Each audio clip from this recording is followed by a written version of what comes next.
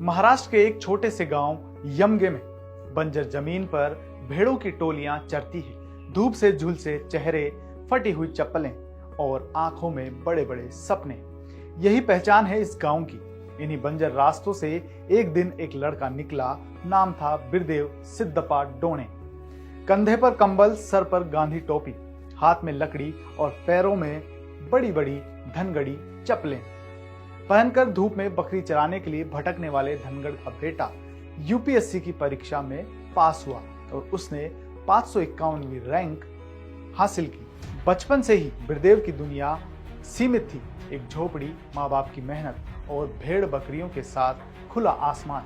लेकिन कुछ तो था उसकी आंखों में, एक अलग चमक, एक अलग भूख कुछ कर गुजरने की। कहते हैं कभी कभी जिंदगी अचानक करवट लेती है। एक दिन बिरदेव का मोबाइल गुम हो गया। वो उम्मीद के साथ पुलिस थाने गया कि मदद मिलेगी, लेकिन वहां उसे सिर्फ उपेक्षा मिली। उस दिन उसी थाने के बाहर उसने कसम खा ली, अब वर्दी पहनकर ही लौटूंगा। यहीं से शुरू हुआ संघर्ष का असली सफर। बिरदेव ने ठान लिया था आईपीएस बनना है, चाहे कुछ भी हो जाए। और फिर जो कहानी लिखी गई वो किसी फिल्मी स्क्रिप्ट से कम नहीं थी। दिल्ली की भागदौड़ भरी गलियों में, जहां लोग बड़े बड़े कोचिंग सेंटर में लाखों खर्च करते हैं, वहीं बिरदेव एक छोटे से कमरे में दिन के 22 घंटे पढ़ाई करता था। ना गाइडेंस था, ना कोई कोचिंग, सिर्फ किताबें थी और एक जिद, अपनी किस्मत खुद लिखने की। 3 साल लगातार उसने एक ही सपना देखा, यूपीएससी क्लियर करना। पहले 2 प्रयासों में असफलता ने झकझोरा, लेकिन बिरदेव नहीं टूटा।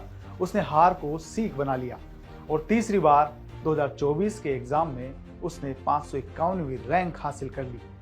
बिरदेव के पिता सिद्धप्पा डोणे, जिन्होंने केवल 12वीं तक पढ़ाई की, अपने पारंपरिक व्यवसाय बकरियां चराने से जीवन बिताया।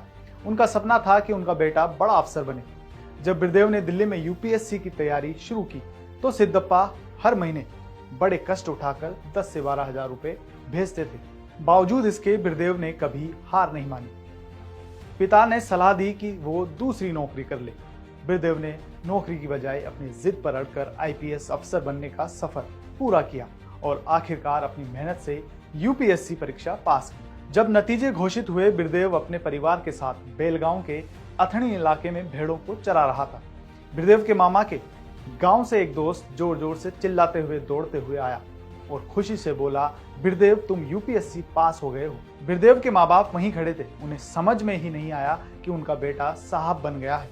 यह सुनकर वो दोनों भी खुशी से झूम उठे, जैसे मानो उनके पूरे जीवन की मेहनत का फल मिल गया हो। उनकी झोपड़ी के आसपास गांव के लोग इकट्ठा हो गए।